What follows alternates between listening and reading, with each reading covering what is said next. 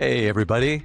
Welcome back to The Long Game, where we demystify the science that shapes our lives and unpack how great ideas built here in Scotland become real-world medicines, devices, and companies at the cutting edge of life sciences.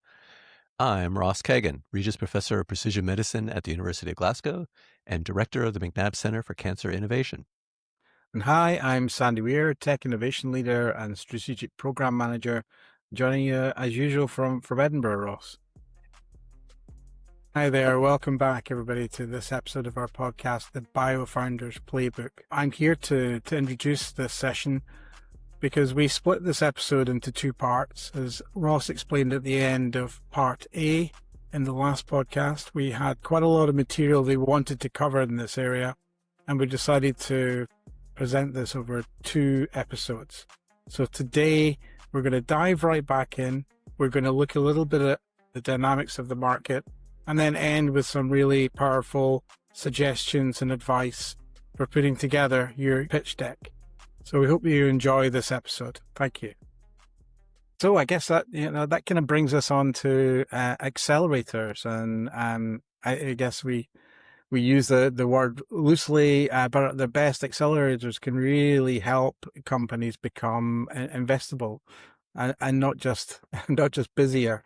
So Ross, you've got fantastic experience here from P4. So tell us a little bit about what accelerators are actually looking for. Yeah, and again, I am CSO, Chief Scientific Officer, P4, just to declare that again. And I really did this because I thought it was a great way to establish a pipeline of knowledge and information, both to myself for the UK as I moved here, but also for Glasgow. And I think you and I have talked a lot about this, and it couldn't have been better. Nathan McNally is just absolutely amazing.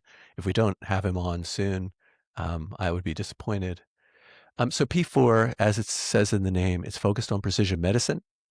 So we're interested in companies that develop medical devices, diagnostics, digital health tools.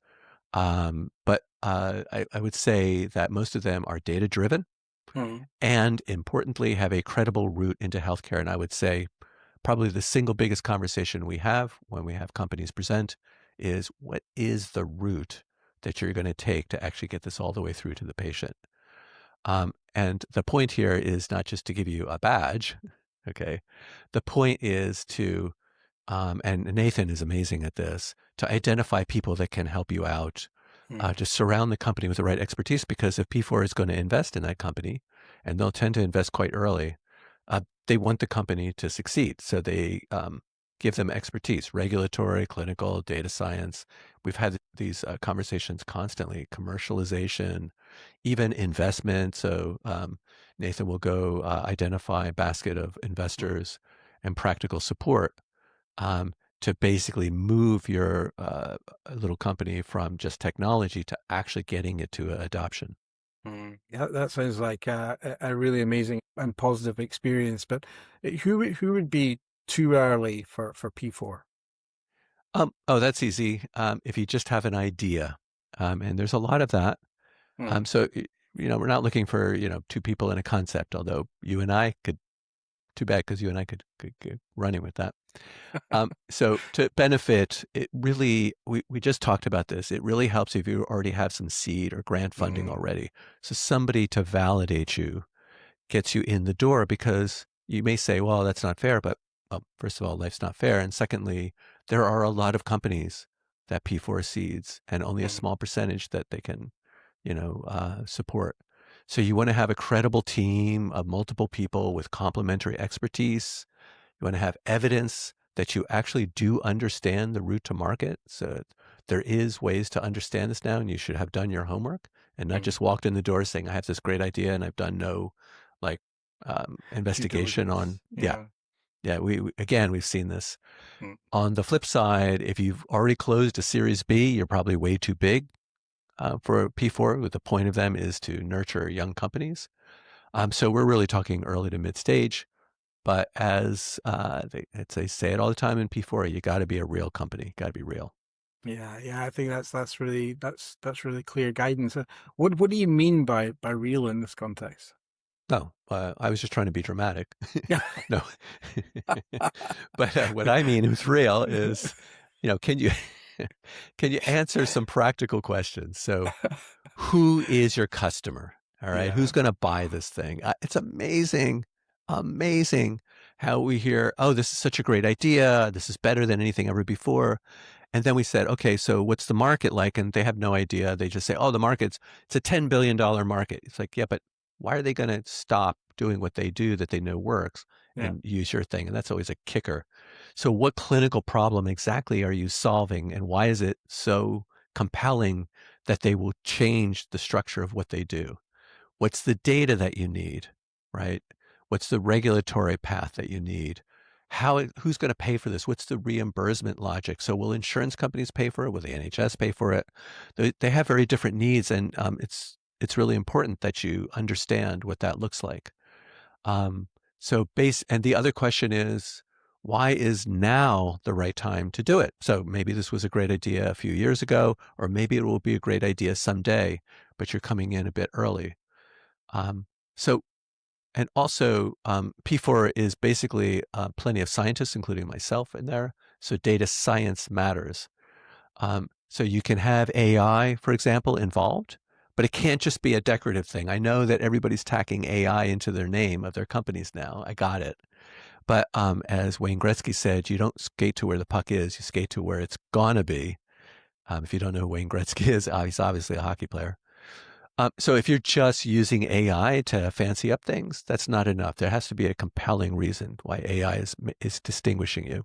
yeah, yeah, exactly. AI is fashionable. Actually, I'm going to come back to something you said that I thought was really, really important, particularly for healthcare, health tech, biotech.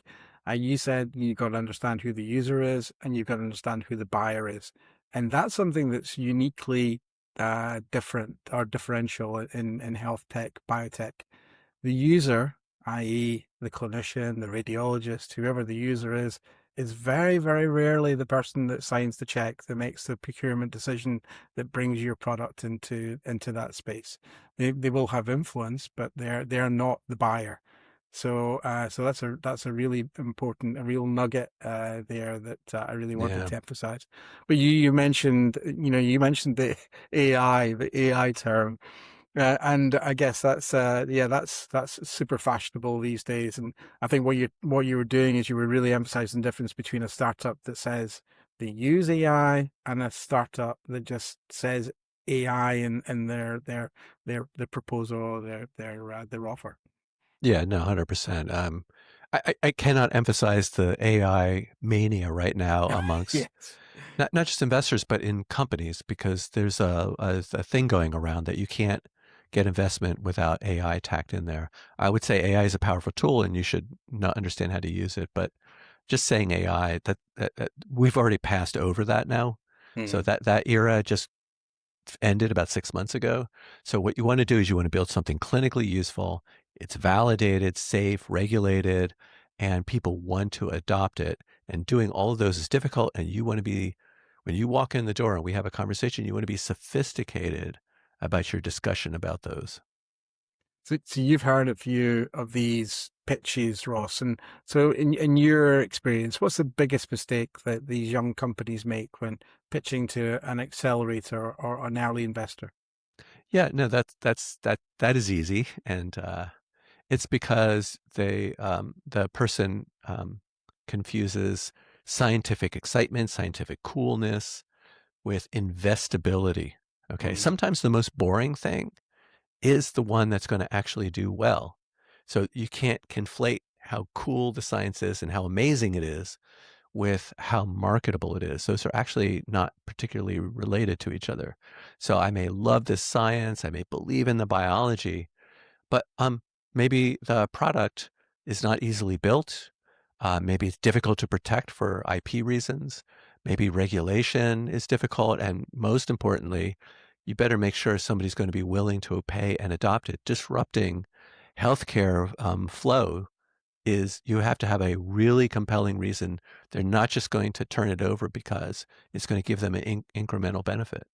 Yeah, I think this is a really good discipline to understand. And if I can summarize what you're saying, Ross, I think you're saying that the science is asking, is this true? The business is asking, can this become a product? And the investment is asking, can this become a viable and valuable company? Yeah, no, totally. And when you walk in the door, if you're a good founder, you have an answer to all three of those for sure. Mm. Okay, so let's kind of finish up this session with looking at what happens when you need to. I know it's incredible to think about this and why would this ever happen, but when you need to go beyond Scotland, Ross. So let's think about the global question. So Scotland can help get the company started and get it off the ground, and we feel like we've got a really powerful environment for supporting that. But when does a founder need to look outside of Scotland? Yeah, my experience in being here and looking at my friends and colleagues who have been successful is they actually start that searching pretty early. So not necessarily the first check that will typically come from here, and that's because you're so early that there'll be other motivations, like we want the company to be here, and so we'll take a higher risk for you. Scotland is, of course, amazing for science. It genuinely is. That's why I moved here. Um, it's very good in early formation of companies. So there's a lot of resources here and support. The public is all behind it. There's angels here. There are definitely some specialist funds for some of the things that various things that you're doing. But as again, you know really well, Sandy, life science can become very capital intensive pretty quickly. So if you, especially if you're heading towards major clinical trials, if you have to do manufacturing and you have to scale that up, if you want to do even just international patents, you want to commercialize internationally, um, that amount of money is probably going to exceed what the Scottish market is going to provide to you. And so at some point, usually I would say Series A, for sure Series B, you're going to start to engage throughout the UK, start to look into Europe or US funds. Mm. Um, and you want to start building those relationships early. And my friends who have been successful in managing that have done exactly that. They built those relationships early. And it's important, Ross, that we shouldn't see that as a point of failure. Oh, no, no, no, no, not at all. That it's actually the point. So Mm. a Scottish company that has global ambition is going to have to speak to global capital. That's kind of how it's done everywhere. Yeah, and there are funds that sit between these worlds. So Epiderics Capital, I believe that's a really good example, a transatlantic life science investor with roots in Scotland and the US, which focuses on early stage company creation and kind of really supporting that breakthrough for life sciences company and filling that gap that you're just describing. Yeah, and actually, Epiderics is one of the first. They're actually great, and they're one of the first people I chatted to when I came to Scotland and was trying to gauge, biotech here. This sort of investor, they can be very useful. They understand both sides. Look, they want you to succeed. Okay, there's no ego behind that. They understand academic science. I mean, Epiderics is very impressive for that. They understand eventually what venture scaling will require. They understand Scotland quite well.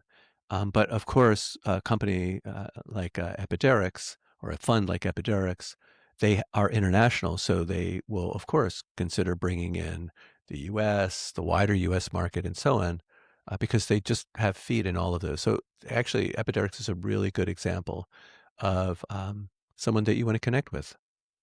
Yeah, and I think importantly, I guess the overall aim here is not that we keep every pound in Scotland. The aim is to try and use Scotland as a launch pad. And if I might just also add that, I think one of the things that we see is, that companies that do get off the ground here and do start to become successful and do start to achieve the sort of Series A, Series B funding.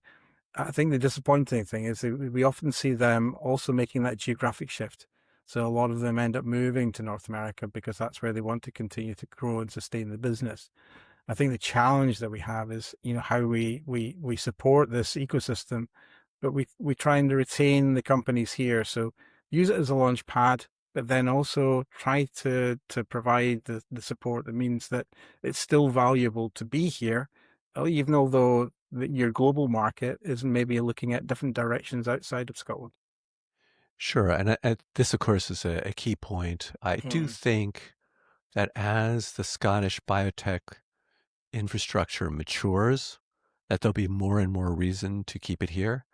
The reason, I think I probably know some of the examples you're talking about. The reason mm, that this happens is because if the investors are there, the primary investors, then they want you to be nearby.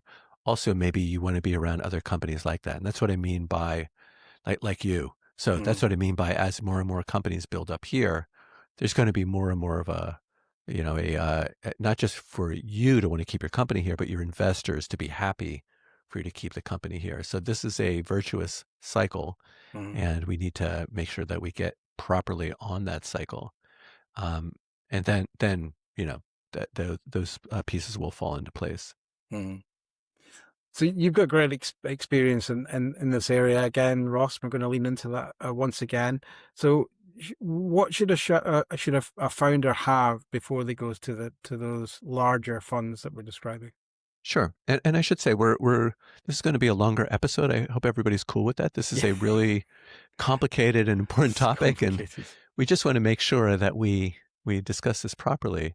Mm, So, yeah. So what do you need? You need a clear product. Okay, that's important. You need a good, strong, credible team. Very importantly, you need to have protected your IP, but you wouldn't have gotten that far if you hadn't. mm. You need good data. You have a good early validation that this thing is going to actually work. As we keep talking about, you need a good regulatory plan. It's so important to show that you're savvy about this. And not just a market, but a believable market, and a specific use of funds. So don't go to a major VC saying, we have great science. Go saying, here's the company we're building. Here is the risk that we are reducing. Here's the milestone that your round would buy. And here's why this can become larger. So you really want to come in with that mindset. And that is the playbook, Ross. Yeah, well, and I should say, um, don't go to them saying, "And your money is validation." That is not the that's not the sort of mindset that you walk in. Yeah, You know? and that'll upset some founders, I guess. Yeah, it'll definitely annoy them. So, and it should. I mean, raising money is useful, but it's not the goal. The goal is to build something that works, to build something that matters, to build something that helps patients and can survive going through the regulators, the clinicians, the payers, and the markets. Yeah, I couldn't agree more with that. That is exactly the motivation. In other words, we shouldn't confuse the check, the funding with the company and what the company is trying to achieve. Yeah, no, that's exactly right. I think you said that Mm. exactly right. So I mean I think yeah. So you said it's a little bit longer episode than we normally do, but it's a complicated landscape. So let's try and pull that map together as a kind of final piece then. So if you're still in university and you use the environment properly, you'll be able to kind of build the protection of your IP. You'll be able to build your evidence. You'll be able to use that proof of concept for support. And then I guess the important thing is don't form a company just because it sounds exciting. Do it because you've got something in your hands that can really make a difference and really change the lives of customers and patients. Yeah, no, totally. And once you do pull the trigger and the company's real, and you have some of this, non-dilutive funding, you can use that to reduce the technical risk. So Mm. this is Scottish Enterprise and other agencies like them. They can be quite useful. Um, but yeah, you want to check what's live and what stage it supports. Yeah, and use angel money when it brings relevant experience and expertise, and use that sort of patient long-term capital to support good behavior. And however, avoid it when the terms are messy or the investors don't demonstrate that they fully understand the life sciences sector. Yeah, absolutely. And then you can use accelerators like P4 when you're ready, when you're investor ready, when you're clinically credible, and you have your commercial ducks lined up. Exactly. And when the company is kind of outgrown that local capital pool, don't be parochial, go to London, start, look at Europe, Boston, San Francisco, look at the Far East, look at Singapore, wherever the money is right and the expertise exists. That's the next place to go. Yeah, but Sandy, go prepared. Okay. A good investor meeting is not a fishing expedition. You have to have control of your numbers. It's a test of whether you really understand the company that you're building. Yeah, I agree. I agree with that. Yeah, I made it sound too much like a fishing trip, I think. And the Scottish Founders Playbook is not raise as much as you can, as early as you can, Ross. Yeah, it is use each source of money for the right purpose. I hope we've been super clear about this. Use it at the right purpose. You use each one at the right stage. And of course, you use it with the right people in your company as it matures. Exactly, and keep control of your story. Yeah, that is key because in life sciences, the story really has to connect the science, the patient, the product, also the capital. And if any of these are missing, then your company will struggle. Yeah, and that brings us to the end of our two-part Founders Playbook, I think, Ross. Yeah, we went on a little bit, but I think I, I hate to say it, I think we did a pretty decent job of actually walking through this. So I hope people, find this useful. Um, we've covered the language of funding and also the map of how to raise it in Scotland, which is a lot. Yeah, I agree. I think we've done a reasonably good job. And if you're a founder and you're listening to this, I guess the simple message that we want to take you to take away is that Scotland can help you to start, but you still have to build a company that deserves the money. Yeah, absolutely. So I think it's probably time for a wee bit of joy now. Shall we pivot slightly, Ross, and take a step off the kind of the commercial treadmill, and then think about a little bit about what's been lighting us up in the past week. Yeah. And I'm gonna do a little bit of a sort of a, I don't know if intense is the right word, but not something that I feel a little more emotional about because a couple weeks ago, my wife and I went to Nigeria, specifically Ibadan. It's a large city north of Lagos, which is a very large city. And we went there to teach in a workshop on how to use a fruit fly, Drosophila, to study cancer. And I had been working with the guy who built this center, the Drosophila Research and Teaching Center, Amos Abalaji. And he built this thing in Ibadan. It's absolutely amazing what he's built. It's a long-term scientific infrastructure. And building these things is difficult anywhere. Hmm. But in southern Nigeria, it's really difficult. Nigeria energy is big, but infrastructure is pretty shaky. And look, I've only been there a week. I don't want to disrespect a country that I've only popped in for a week, but I've had a number of conversations. It is not trivial to build these sorts of things there. Logistics can be pretty chaotic. And so you really have a lot of obstacles there. But my wee bit of joy is that none of that had really slowed the students that we taught in any way. And I mean this sincerely, not in any just sort of obvious way. So these students were awesome. They're all at our masters, PhD. Some of them were professors. They were selected as the best of the best from a large pool of applicants, all of this. They were phenomenal. They were pretty intense, but they were funny. I loved them. They were very curious. They were completely engaged. Like doing this for a week in science, that they were 100% completely engaged. They were basically question machines. They wanted to know how the system worked. They wanted to know how the genetics worked, how you move from a fly model to human, and why this would matter for patients in Nigeria. And actually, Amos and I, as I'm pretty sure know, we have a long-standing project for addressing colorectal cancer in Nigeria. And that's the deeper reason that we were there. So, we have this ongoing project, and we need the next generation of scientists to really take this mantle in Nigeria and run with it. So in the workshop, you could feel the passion and the drive of these students. You could just feel it. They want to be to have a big part of basically moving Nigeria forward. It's a very interesting country. So I've been doing this science thing for decades now, and you can get a little burned out on it. I've been incredibly privileged. I mean that sincerely. I've had all sorts of mentors who have taught me. They've protected me, they've challenged me, and they've definitely opened doors for me. And now I'm at the stage of my career when I'm hoping to pass some of that on. So I get to download wisdom. I'm an old man now. It's kind of awesome, actually.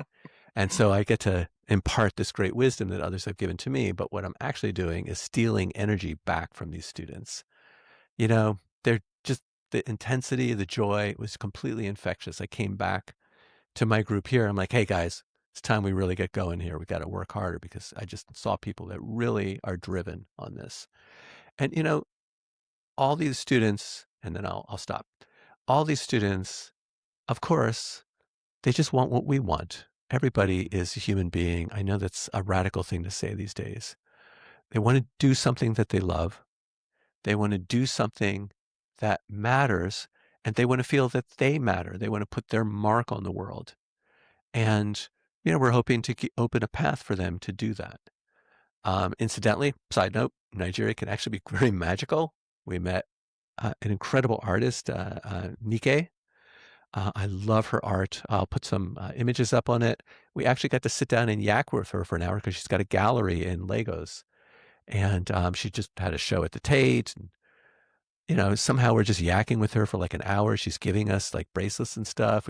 She signed a biography and gave it to us. So completely love it. So my wee bit of joy is shout out to the students in Ibadan, shout out to Amos, shout out to the Drosophila Research and Teaching Center, and definitely had the feeling that I had met the future of science.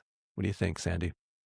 Wow. I mean, that's truly awesome story. And I love the way, Ross, that you are providing that inspiration and that experience and sharing that with this group.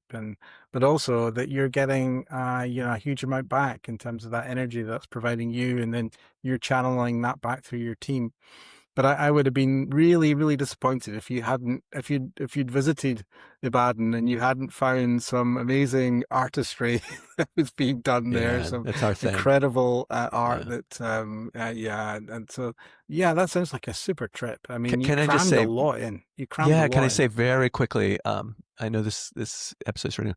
We actually, the last day we were there, we were wandering around, very long story short, we kind of wandered into an artist colony of young men doing art. They were art students, and they were doing it outside. And I'll put some pictures up there. They were amazing, and they were Mm. just so into it.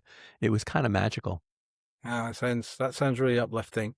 And I'm gonna tell Yeah. you What about you, Sandy? I'm gonna tell you my wee bit of joy, which feels so shallow now. Oh, come on. Give me a break. Well, ready. I'm ready to get back to one of the topics that we both love, Ross, and that's golf. So it's time for That's never me. shallow. It's time for me once again for me to do my bit for Scottish Golf and the Scottish Tourist Board. Um, so it was my son's birthday recently, and Oh, we asked Malcolm what he was looking for his birthday, and we really wanted to play golf somewhere special. So we took a trip over from Edinburgh to Mullaghtyre on Sunday, and I think you've played this course as well. So Machrihanish Dunes. It's yeah, amazing. incredible course. It's a long drive from Edinburgh. It's about 4 hours, well, 3 hours 40 minutes or something like that. Mhm. So long way, but it was so worth it. It was absolutely fabulous. This is an incredible golf course, as you know, Ross. It's a stunning location. Oh, so beautiful. And of course, I think probably what made it even better for us is the weather. Because we talked a little bit at the start of the show about the weather here at the moment. We've had this long period, very dry, very sunny weather. And I mean, it couldn't have looked better. Completely blue skies, hardly any wind. So in theory, I should have got a really good score. I'm not going to talk about that. But the thing is that it wasn't. The golf was great, but it was the location that was magical. And it's said to be the world's most natural golf course, and it sits on this bay. So it's a 5 kilometer stretch of beach, beautiful yellow white sand stretching away. You've got the mighty Atlantic providing, kind of dramatic backdrop. And I think the really inspiring thing is that the course has been built with the goal of providing the lightest touch possible on the landscape. So it's been created in this area of special scientific interest. It's a very kind of fragile coastal environment, very pristine dunes. And in order to preserve the kind of natural beauty of the site, the course has been, built and maintained, as I say, with this lightest touch possible.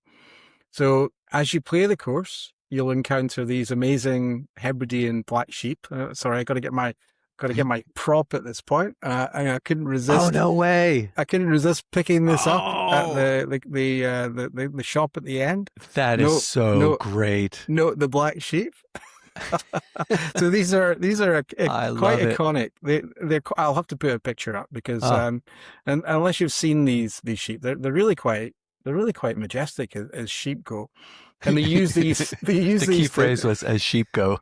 Sheep go, and they use these sheep to kind of graze and to keep some of the kind of fescue and the kind of longer grass in check. But we're playing on the second, and these sheep are in the distance, and it looks like you're gonna hit them with your drive, but they just couldn't care less. They don't even bat an eyelid. They're quite amazing. They're very very so chilled. Great. So we had an amazing day. As I say, the weather was perfect, blue sky, incredible views. And again, I'll stick a couple of pictures up out towards Isla and Gia and Jura, across the sound of Jura. That's the kind of the sea that sits between the islands and the Mull of Kintyre where we were. The course was really quiet, so it kind of felt like we had the place to ourselves. It was really joyous, Ross. It really was great. So here's the really interesting part. I learned afterwards, because I thought, wow, how come I just don't know about this place?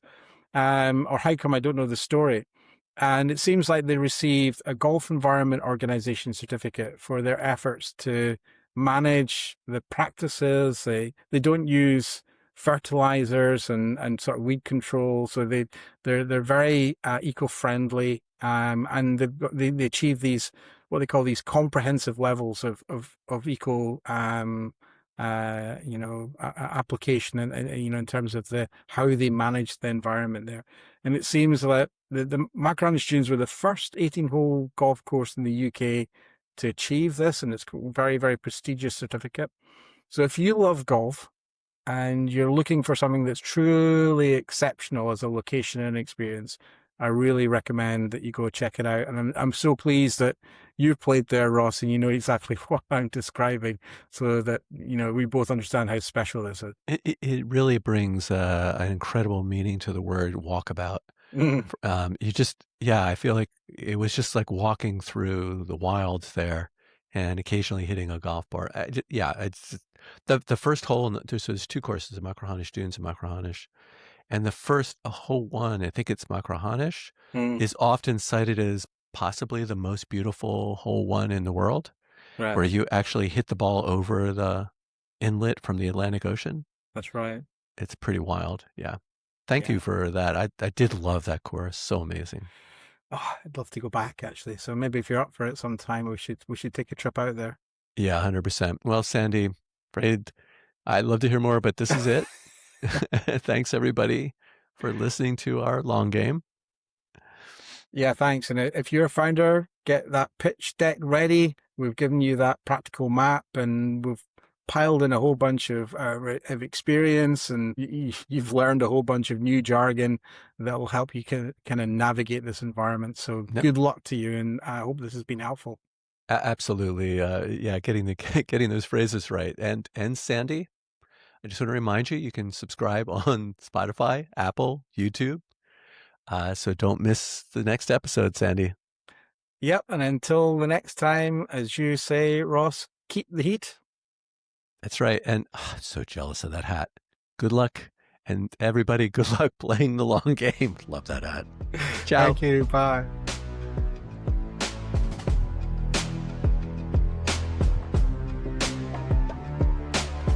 Yeah, see the vision clear. We're here to run the long game. Blueprint set, no fear. Playing out the long game. The long game.